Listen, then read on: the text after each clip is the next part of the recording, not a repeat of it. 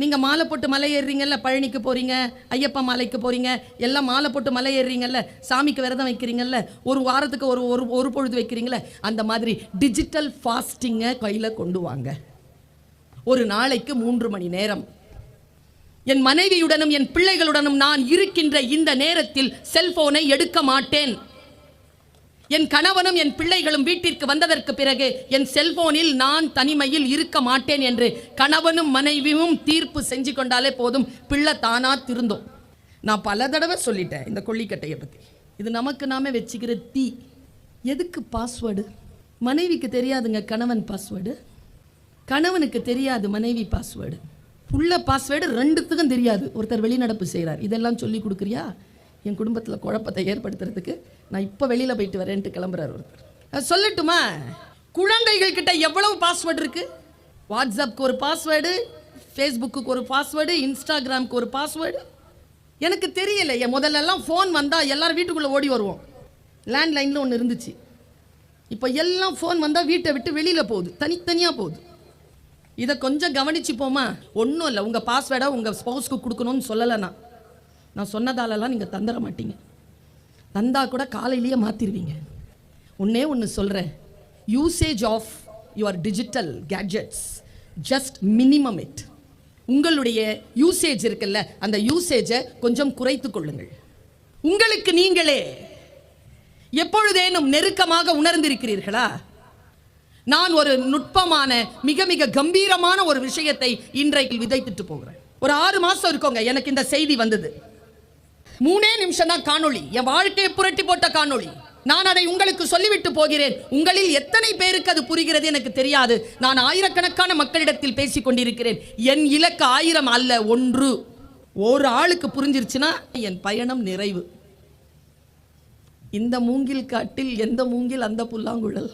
யாருக்கு புரிய போகுது இப்போ நான் சொல்ல போறது? கமலா ஹாரிஸ் அந்த பெண் சொல்லுகிறாள். யார்கிட்ட பேசுறாங்க தெரியுமா? அந்த அம்மா உலகத்துக்கிட்ட பேசுறாங்க. கோடிக்கணக்கான மக்களுக்கு முன்னால் பேசுகின்ற ஒரு மிகப்பெரிய ஆளுமை இந்த வார்த்தையை சொல்லுது.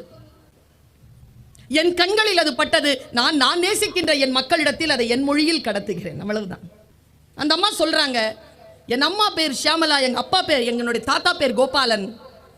தாத்தா வீட்டிற்கு போகும்பொழுது எங்க தாத்தா ஓய்வு பெற்ற ஒரு அரசு அதிகாரி, லாங் வாக் போவார், என்னையும் கூட்டிட்டு போவார். அப்படி கூட்டிட்டு போகும்போது நான் அவரையே பார்த்துட்டு வருவேன். இப்படி பார்க்குறதுனா என்ன அர்த்தம்?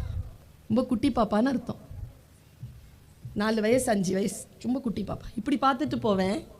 அவர் சொல்லுவார், இந்த நாடு எவ்வளவு சிறப்பானது, இந்த மக்கள் எவ்வளவு உயர்வானவர்கள், எவ்வளவு பண்பாட்டுக்குரியவர்கள், இவர்களுக்கு அரசியல் எப்படியெல்லாம் வாய்க்க வேண்டும், ஆட்சியாளர்கள் எப்படியெல்லாம் வாய்க்க வேண்டும், ஊழல்களற்ற ஒரு அரசாங்கத்திற்கு இவர்களெல்லாம் எப்படி சொந்தக்காரர்கள் என்று தன் அனுபவத்தில் என் தாத்தா பேசிக்கொண்டு வருவார்.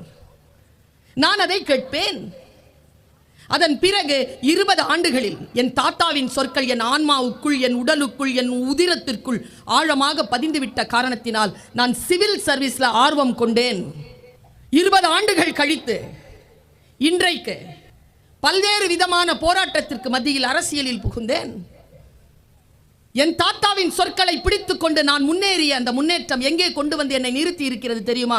இன்றைக்கு யுனைடெட் ஸ்டேட்ஸ் ஆஃப் அமெரிக்காவின் துணை ஜனாதிபதியாக நான் நிற்கிறேன் என்று சொன்னார் கமலா ஹாரிஸ். உங்களுக்கு நான் கடத்த வேண்டிய செய்தி என்ன தெரியுமா? அந்த தாத்தா தன்னுடைய பேத்தி கிட்ட டைரக்டா எதுவுமே பேசல. அது பக்கத்துல இருக்கும்போது இவர் தம் ஃப்ரெண்ட்ஸ் கிட்ட பேசிட்டு இருந்திருக்கிறார். அதான் மேட்டருங்க.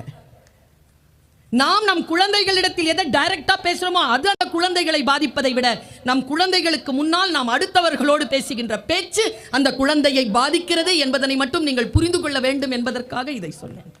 சொற்கள் நம் வாழ்க்கை மாற்றும் நண்பர்களே, என் தமிழ் உறவுகளே. ஒரு மாசத்துக்கு முன்னால தினத்தந்தியில வந்த செய்தி. 7 வயசு ஒரு பையனுக்கு அவங்க அப்பாவை ஒருத்த கொலை பண்ணிட்டான், சித்தப்பாவையும் சேர்த்து கொலை பண்ணிட்டான். ஜெயிலுக்கு போயிட்டான். 17 வருஷம் ஜெயில் அனுபவிச்சுட்டு 2 வருஷம் லேத்து பற்ற வச்சு பொழப்பு நடத்திட்டு இருக்கான் அந்த கொலையாளி. திருந்தி 17 வருஷம் ஜெயிலில் போயாச்சு. இப்போ லேத்து பற்றல வச்சு 2 வருஷம்.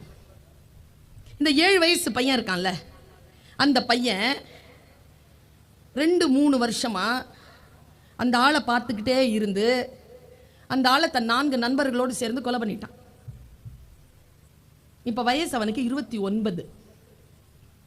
7 வயதிலே அவன் மனதிலே விழுந்த அந்த கருப்பு விதை, பெற்றோர்களோ உறவினர்களோ நண்பர்களோ அதை தீயாக போட்டு வளர்த்து வளர்த்து வளர்த்து 22 ஆண்டுகள் கழித்து அவன் கொலையாளியாக நிற்கிறான்.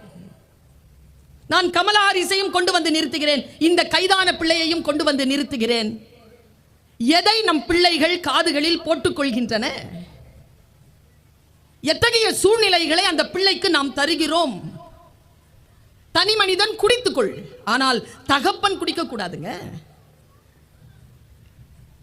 தனியான பெண் எது வேண்டுமானாலும் செய்து கொள், அது உன் வாழ்க்கை, உன் மரபு, உன் பண்பாடு. ஆனால் ஒரு தாயாகவோ மனைவியாகவோ சகோதரியாகவோ குடும்பத்தில் இருக்கின்ற பொழுது அது நம்முடைய அடுத்த தலைமுறையை பாதிக்கும் என்பதனை தெரிந்து கொள்ளுகின்ற குடும்ப அமைப்பிலே நம்பிக்கை கொண்ட பெண் நான். குடும்ப உறவுகளை யார் ஒருவர் சரியாக மதிக்கிறோமோ அவர்கள்தான் பிள்ளைகளுக்கு மிக சிறப்பான உதாரணமாக வந்து நிற்கிறார்கள். அடுத்தவர்களை குறை சொல்வது அல்ல. என்ன சிரமம் தெரியுமா? இந்த தலைமுறை இருக்குல்ல, நாம தான் நம்ம பெரியவங்க பேச்சை கேட்ட கடைசி தலைமுறை. இந்த நண்டு வாண்டு சுண்டு பேச்சு கேட்க ஆரம்பிக்கிற முதல் தலைமுறை. முதல்லலாங்க எங்கள் வீட்டில் எங்கள் அம்மா என்னை திட்டுவாங்க, கோச்சிப்பேங்க. நான் இன்னைக்கும் ஞாபகம் இருக்குங்க, அம்மா திட்டினா கோச்சிப்பேன் நான். ஆனால் ஒரு நாள் எங்கள் அம்மா என்னை சமாதானப்படுத்தினது இல்லைங்க. சாப்பிடாம இருப்பேங்க 3 வேளை. புள்ள பசிக்குமே, செஞ்ச தப்ப உணர்ந்து திருந்துட்டோன்னு கல்லை வச்சுட்டு உட்காந்துருக்கோம் எங்கள் அம்மா. நான் தான் யோசிப்பேன், 3 வேளை பட்னியாக கிடந்த அப்புறமா யோசிப்பேன், மானமா உயிரா? உயிர் இருந்தால் தானே மானத்தை பற்றி பேச முடியும். நேராக போய் எங்கள் அம்மாட்ட அம்மா தாயன்னு கேட்டு சாப்பிட்ருக்கேன் நான். ஆனால் இன்றைக்கு என் பிள்ளையை நான் பசிக்க விடுவதில்லையே. அது கோபித்துக் கொள்ளுமோ? அது சிறு வார்த்தையிலே காயப்பட்டு போகுமோ? அது என்னை தவறாக புரிந்து கொண்டு வேறு எதையேனும் பெரிதாக நினைத்து கொண்டு போய்விடுமோ என்கின்ற பதட்டம் இன்றைக்கு பெரியோர்களிடத்தில் ஒட்டி கொண்டிருக்கிறது.